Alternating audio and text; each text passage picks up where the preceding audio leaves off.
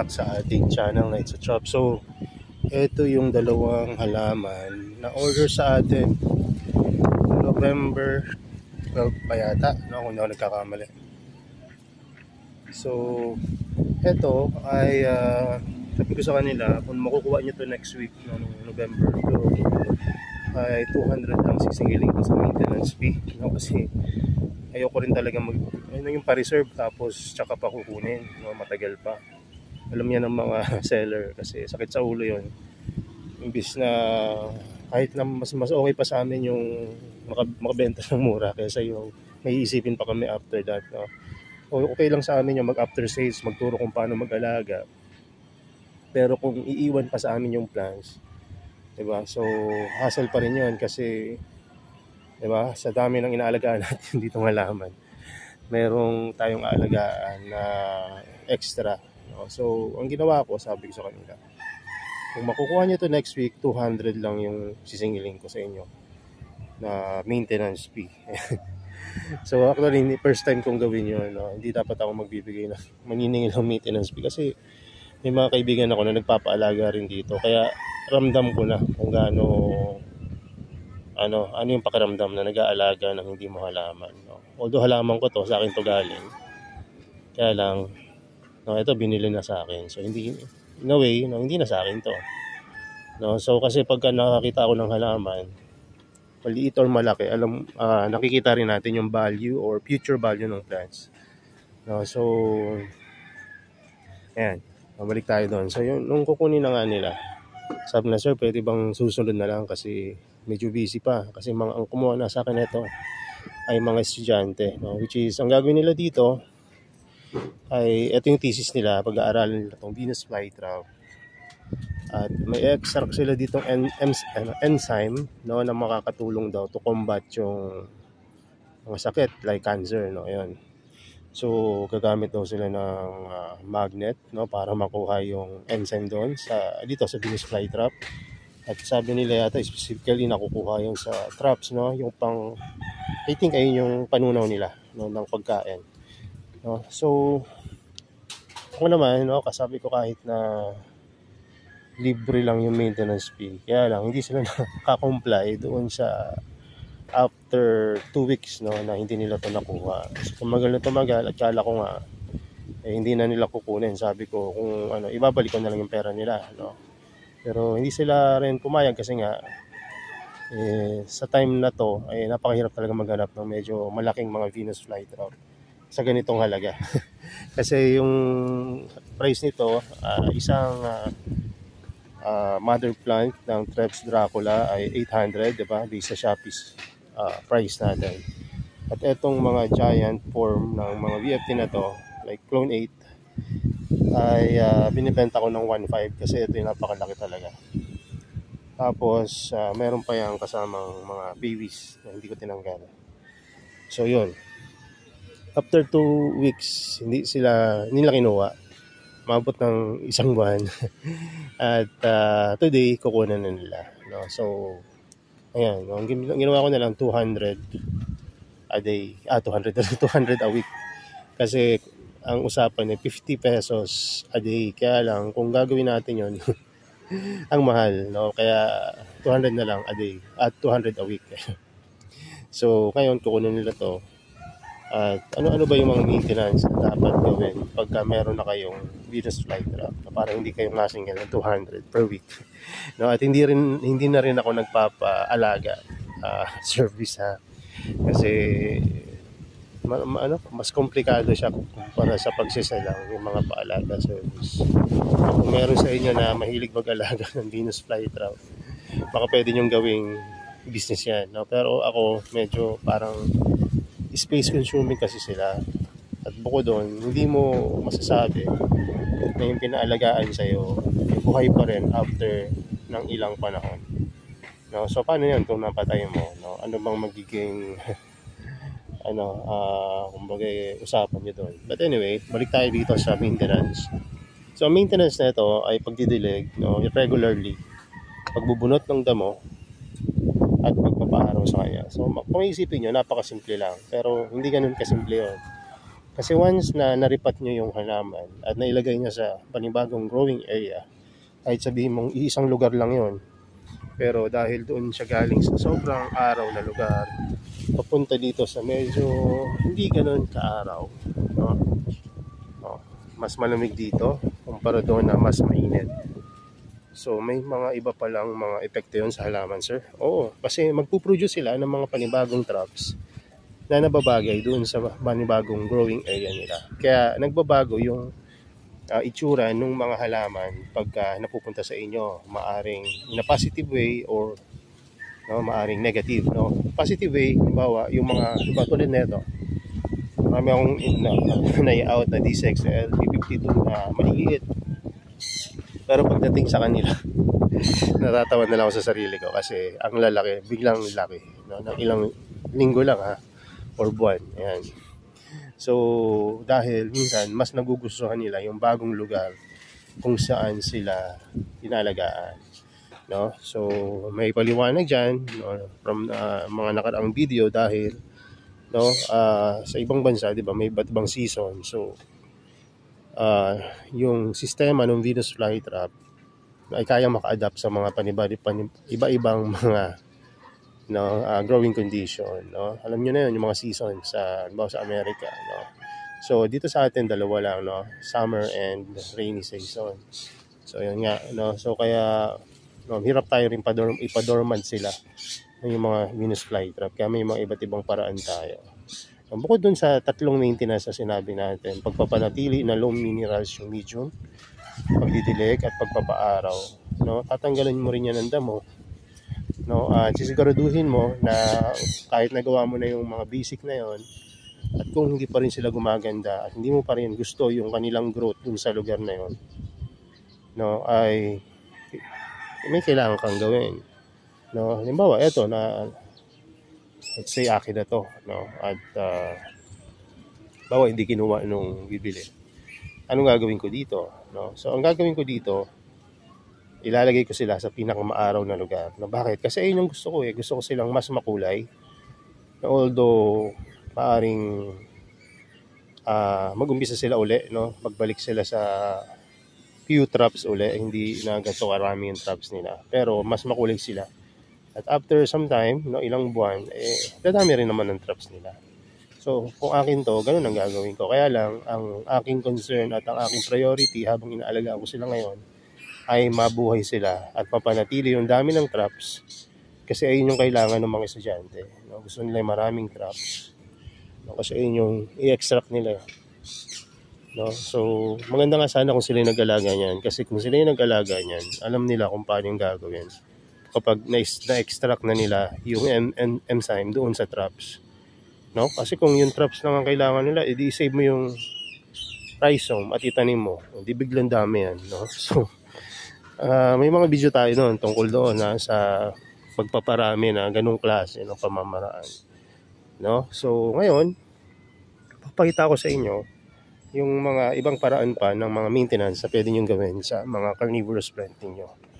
Mag-umpisa tayo, saan ba? Dito, mas maganda dito yung maganda dito. Ayan. So etong mga plants na to ay nakatanim sa old medium na ginawa natin dati. So ang nakatanim lang dito sa pagkakatanda ko ay red microdent.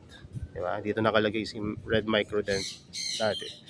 At may mga na-release na rin tayo, wala nga lang sa Shopee kasi bago pa ito maipost sa Shopee, naubos na pati yung mga maliliit. Natira na lang yung mga propagation materials natin. So, ang ginawa ko ay dahil itatanim ko itong dalawa ay Cistus and Archangel, binungkal ko muna yung lupa. Hindi nyo masyadong mapapansin kasi nadiligan ko na to. So, nagsettle na yung medium. So, mahalaga rin na binubungkal nyo yung lupa ng inyong mga sphagnums. Diba? Pag nagtatanim kayo, limbawa ng, ewan ko kung na-try nyo yun, pero nung ako ay high school elementary namin, no? Yung mga tinanim namin na mga halaman, no? THE ba yun? Ay binubungkal na namin yung paligid ng halaman. So dito, ganun rin ang aking ginawa, no? Ayan, no? Si red dentate naman to. So medyo sana malinaw sa side ninyo. So makikita nyo yan, yung difference ng red pang, which is hindi ko na masyadong nabungkal to kasi ito yung mga nakatalim dati dito at dinagdag ko lang sa red dente. So ayan, nakita nyo yung sanda mga perlite at iba yung kulay nung side na to sa side na to. Mas brown to at mas light to kasi ito yung mga nasa ibabaw talaga. Ito pati yung ilalim nabungkal ko. So ayan ang nangyari. So mas aerated yung medium nila at para sa akin mas maganda yan. Next, ito naman. Ito yung medium na puro algae nung nakaraan, di ba? Pero ngayon pansinin nyo, mukhang bago yung kanilang medium. Pero maniwala kayo sa hindi, ayun rin yung same medium na ginamit ko dati. Nasa na yung mga may algae, nasa ilalim na. So tinanggal ko yung may mga algae, tinabi ko, hindi ko tinapon, inilalim ko lang. Tapos nilagyan ko na nung mga nasa ilalim ng medium, which is yung sphagnumos and perlite. Diba? Alam natin na yung algae nabubuhay rin yan kapag merong sunlight silang nare-receive at humidity and moisture. Pero kung tatanggalin nyo yung kanilang isa sa mga kailangan para mabuhay, like for example, ay yung liwanag, your sunlight, mamamatay rin sila. So mamamatay nga ba? So tingnan natin. Ito yung mga medium na galing sa mga sobrang algae na mga planter ko. So pero ngayon, hanapin nyo kung nasan yung algae. Diba? Ayan, kahit yung mga malalang algae yan dati. Tinubukan na rin to ng mga wild moss. Pero ngayon, tingnan nyo, nasa na ang algae. Kumuha pa tayo, baka sabihin nyo ayun lang yung ito yung lahat. Kung natatandaan nyo, ayan yung mga tinubuan ng mga fern at mga algae dyan sa ating walang butas na mga container or plastic lang yung nakalapat dun Pero ngayon wala ng algae kasi natanggal natin yung liwanag o yung araw sa kanila. So pati yung mga fern, pati yung mga wild moss, algae nawala na rin. So tutubo pa ba yan? Yes, pagka winaterlag mo ulit. So kung natatandaan nyo, nandyan yan lahat sila. Yung mga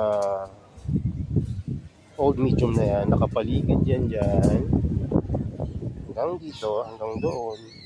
Ano yung nakalagay doon? Kung natatandaan nyo, ang nakalagay doon ay yung mga adelay na propagation natin na sandabakmak. So nasa na yung mga adelay na yun? Nilipat na natin. Nagsama-sama natin dito.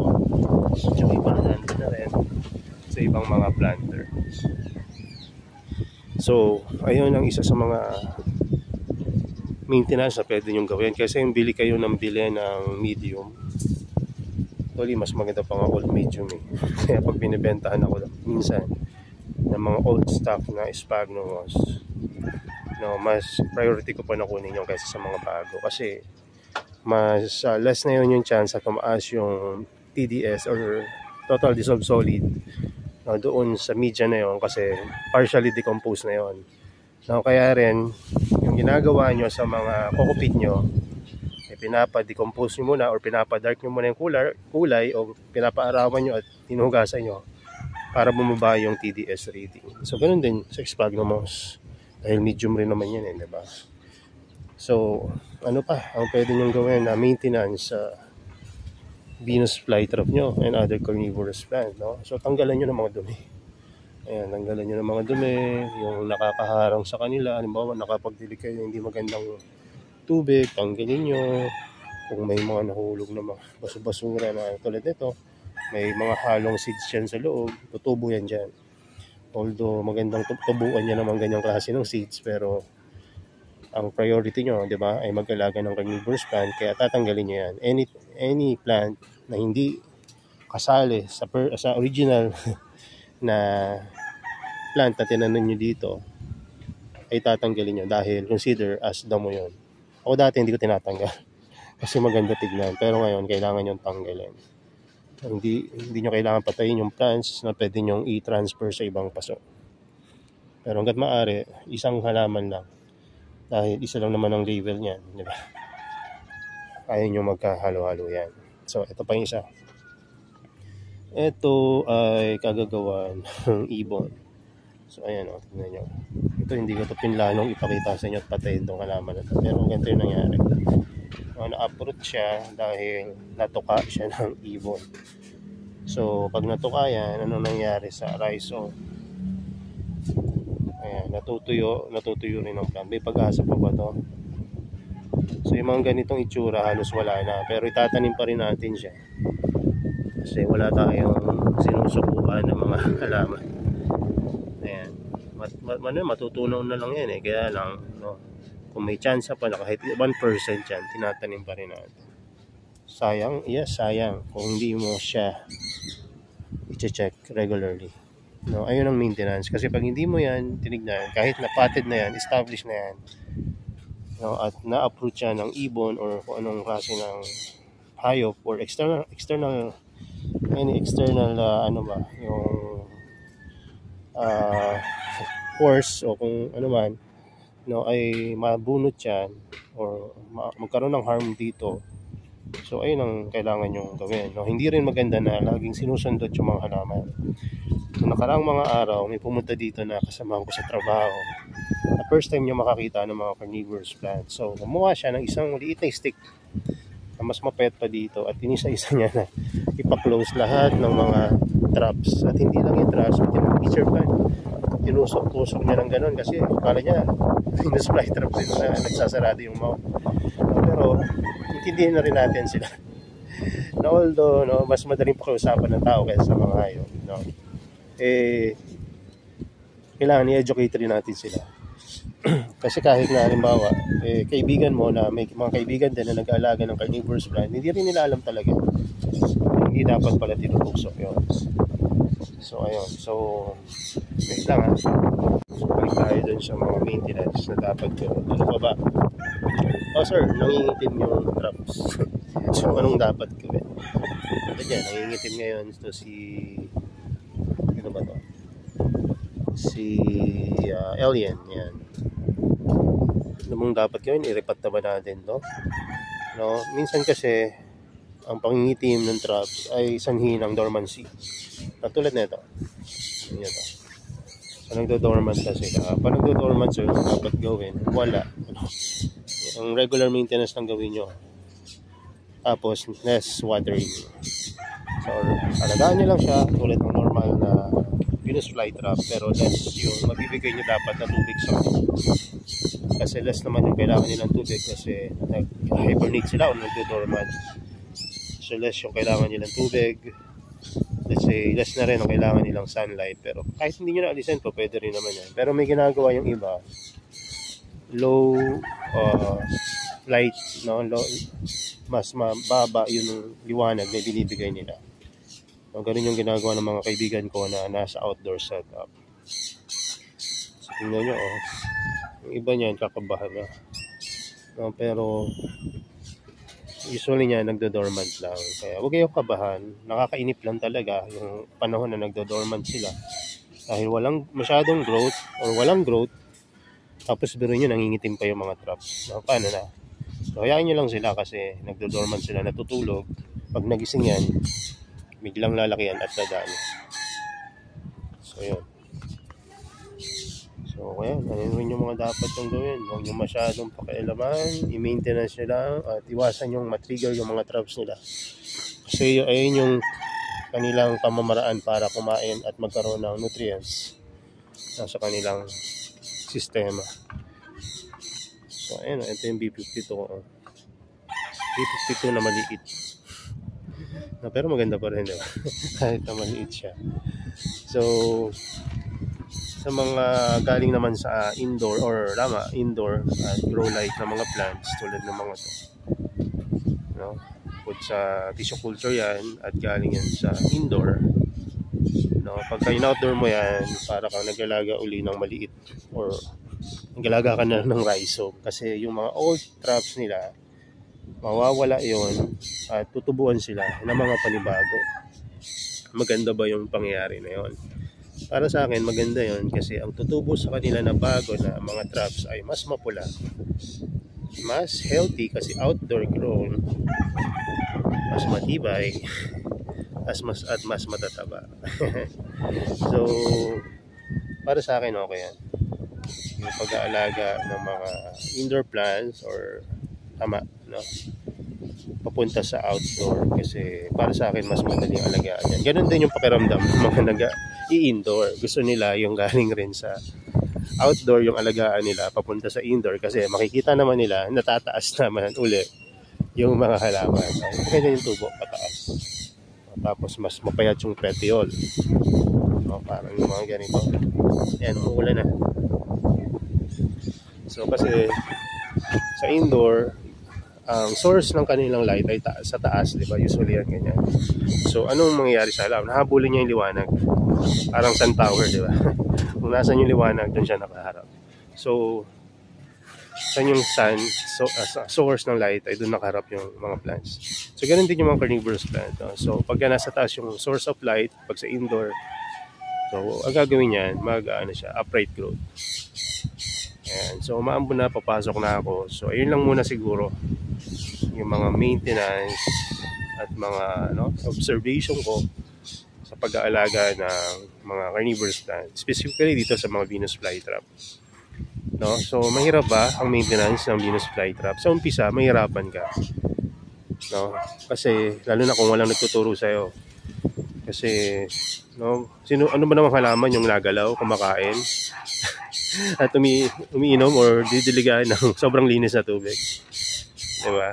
So ayun lang. Ito lang. Na carnivorous plant lang ang halaman na kumakain ng insekto. Ayan. So kung meron mang iba, carnivorous plant rin yun. Na-consider that as carnivorous plant. Anyway. Ayan. So salamat sa inyo at hopefully makagawa ulit tayo ng video mamaya. Dahil ang araw na to ay Friday, napaka-busy nitong araw na to. So ayun, may nakita akong gumagabang dito sa ito pa ang isa sa mga maintenance bago tayo maghiwa-hiwalay. Ayokong hawakan yan eh. Parang higad yan siya. So ayun, ang bilis. Ayun. Oops. Basa ng tubig yung screen. Ayan. Nakakuha ako niya noong nakaraan. Binakain ko rin sa picture. Pero ito, nangangat yun. Kaya ingat kayo. So, ewan ko kung nangangat o nakakatusok lang yung kanyang mga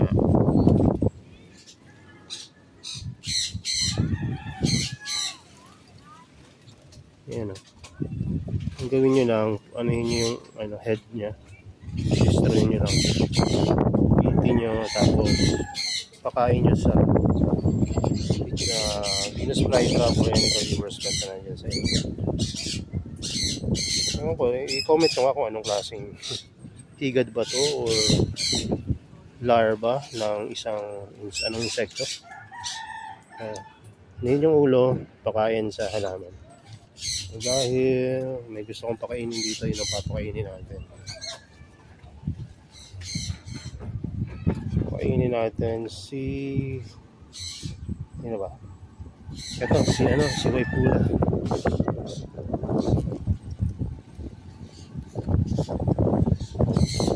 Diba? Saan kayo nakakita ng halaman na pinapakain? Ano ba?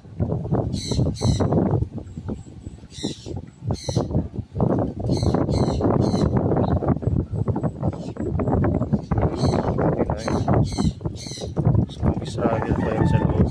Lalo pang ma-close yan. So, pag naalagaan nyo ng maayos ang inyong halaman, ganito ang nagiging balik sa inyo. So, napakagandang halaman na grown sa inyong effective na maintenance. Ayan, no? So, ito yung medium na napakatagal na. Makakalaman nyo yung medium pag matagal na, pagka puro mga hibla-hibla na yung ganyan. Decompose na yung body ng sphagnum, natira na lang talaga yung mga yung mga retaso. So ayan. So yun lang muna. God bless sa inyo. Ayan. Salamat sa panonood. Bye bye.